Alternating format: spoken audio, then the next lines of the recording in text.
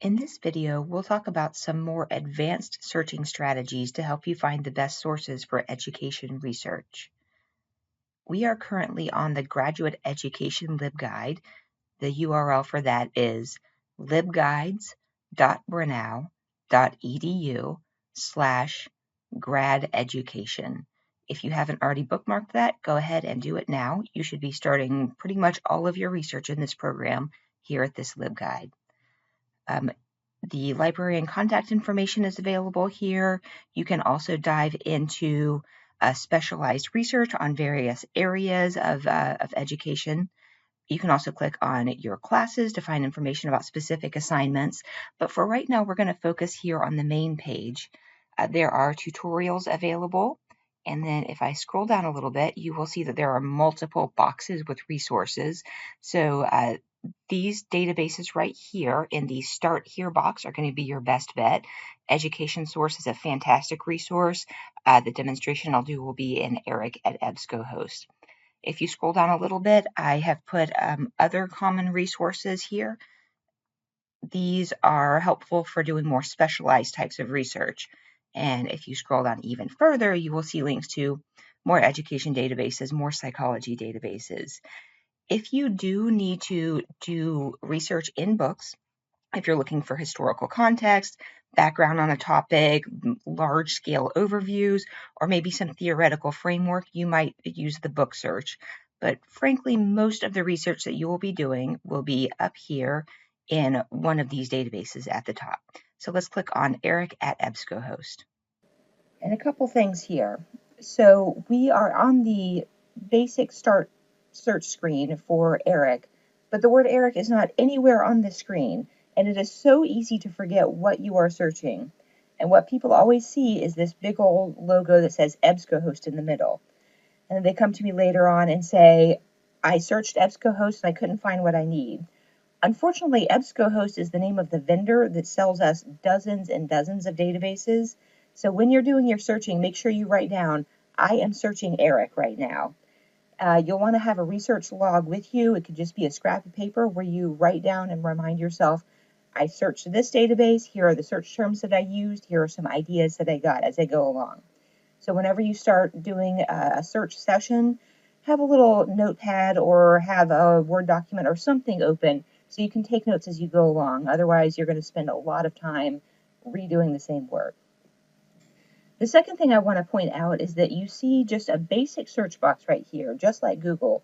And the temptation is to just jump in and start searching right there. But please stop. Every time you get into a database, look for something that says advanced search. Here in ERIC, it's underneath the search box. Other databases might have it above. Even if you think you're doing a really simple search, go ahead and choose advanced search. And the reason for that is you get a bunch more options when you say that you want advanced search, and you can continue to fine-tune your search as you go along. So I'll start with a pretty straightforward search. I'm going to look for a technique called response to intervention. So response to intervention, I'll just type this in here. It gives you a bunch of search suggestions, but I'm going to stick with the basic for right now. And you see a bunch of search options underneath. We're going to ignore those for right now. We'll start with the basic search and we'll filter later. So I typed response to intervention and I'm clicking search. And I see that in ERIC, I get about 3,500 search results for response to intervention. That's great. But I think that I could maybe make this more specific. So I typed just response to intervention here. But what I might have somewhere in my 3,500 search results is articles that talk about how intervention in a schoolyard fight is a common response. So that has all the words, intervention to response, but it doesn't have them in that exact order. And response to intervention is a known phrase that means something very specific when you put it in that order.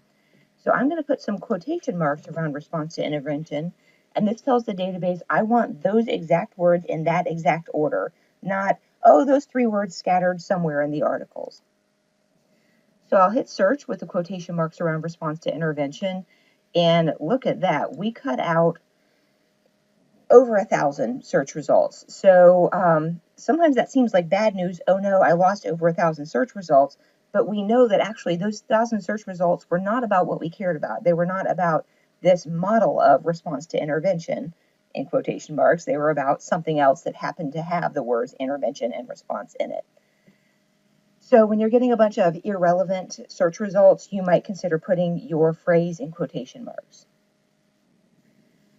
Now we have extra search boxes here, so we can start to narrow down our search. So what do I want to know about response to intervention? Well, maybe the population that I'm studying has been diagnosed with Asperger's. So I can start searching Asperger's and search. And what I'm doing here is telling the database, okay, you have found me a bunch of articles that are about response to intervention. Now I want you to also find articles that are about response to intervention and also this second search term. So I've got it connected with this and right here. So when you combine search terms like this, you're getting more specific. You're saying, if it only says response to intervention, I don't want to see it. If it only says Asperger's, I don't want to see it. It has to say both response to intervention and Asperger's, or I am not interested. When you combine search terms like this, you should wind up with fewer search results, but they'll be more targeted to what you actually care about. And gosh, look at that. We went from over 2,000 to just 2 search results. And that actually makes me say, I can't believe that there would only be 2 articles in all of ERIC, this major education database, that talk about this pretty common educational model and this pretty common condition. So let me take a hard look at my search results and say, okay, maybe I'm using the wrong term here. And then I remember where the DSM-5 that recently came out got rid of this term. Now instead we're all calling it autism or ASD. So if you find that you do a search and you're just getting too few search results, what is happening here? Reconsider your search terms. Do you need to go more broad with some of your search terms?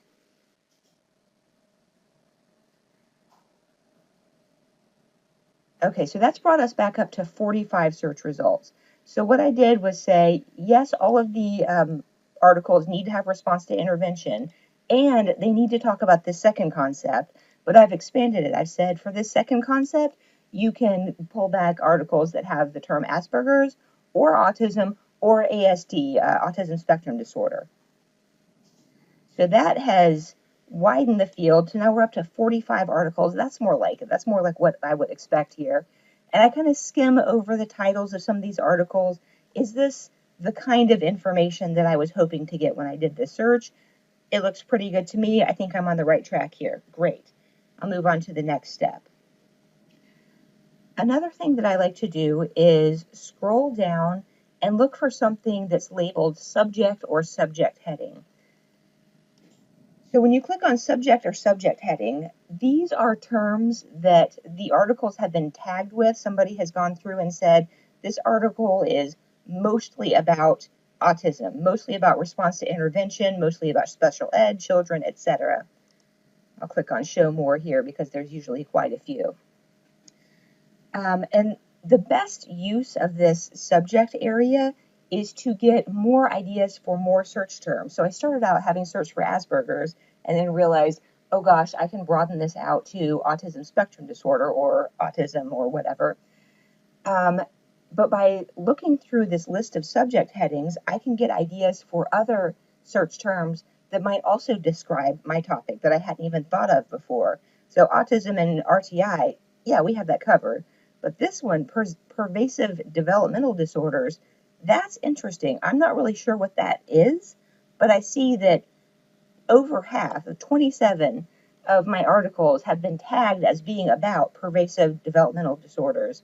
So I'm going to use my handy little notepad that we talked about before and just write down pervasive developmental disorders. Check that out. What is that? Is that something that I should be searching for in the future?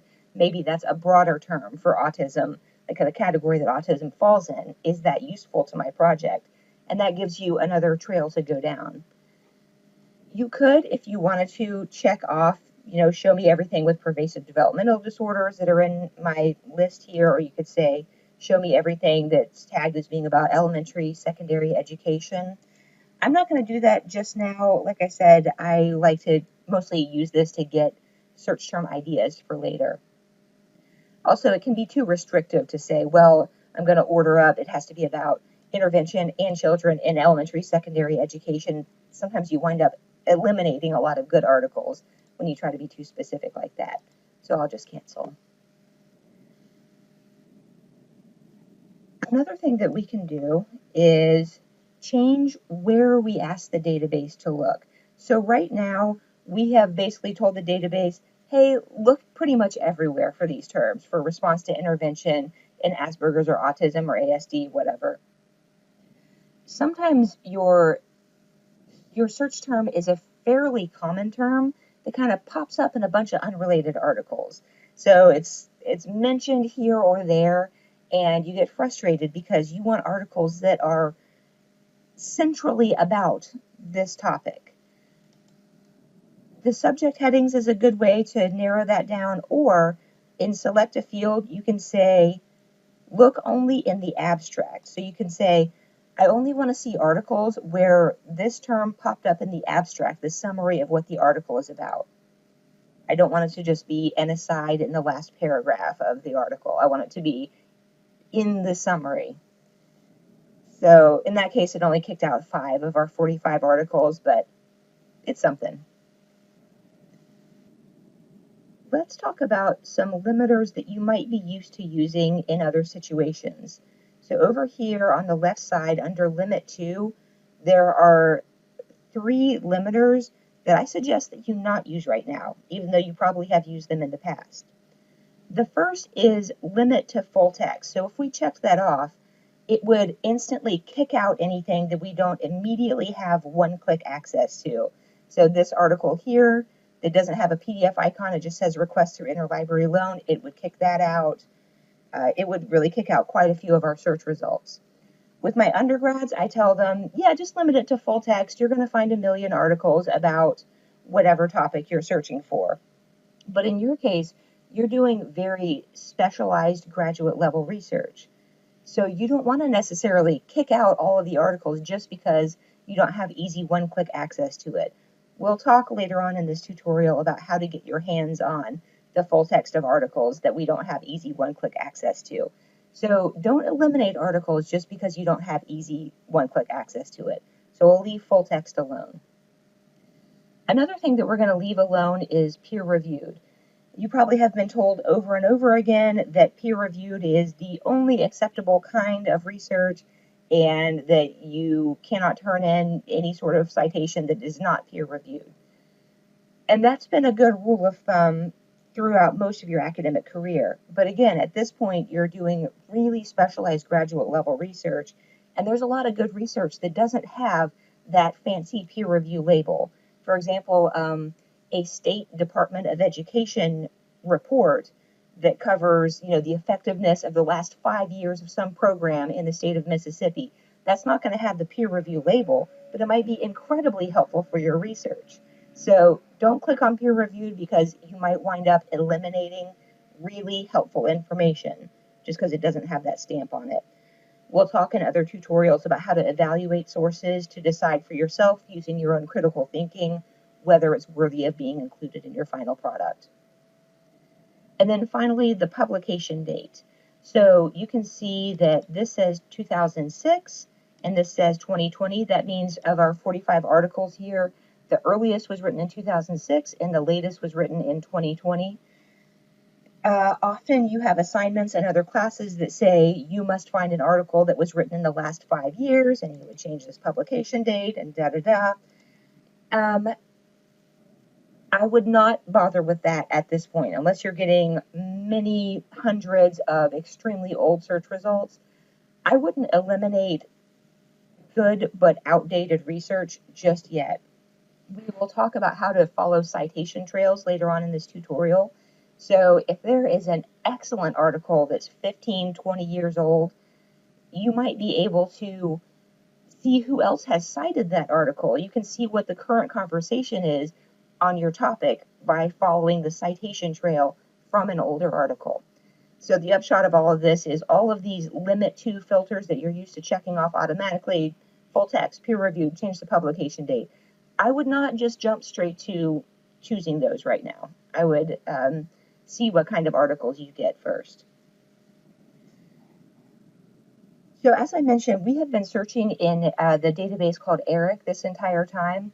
When you click on other databases in this LibGuide, some of them are going to look different. The buttons might have slightly different labels. They might be located in slightly different places, but pretty much all databases will have these same kind of options. They'll all have an option for advanced search. They'll all have an option to combine together your search terms, to provide synonyms like, ASD as opposed to autism. Most of them will have a way to look at the subject headings of the articles that are coming back in your search results.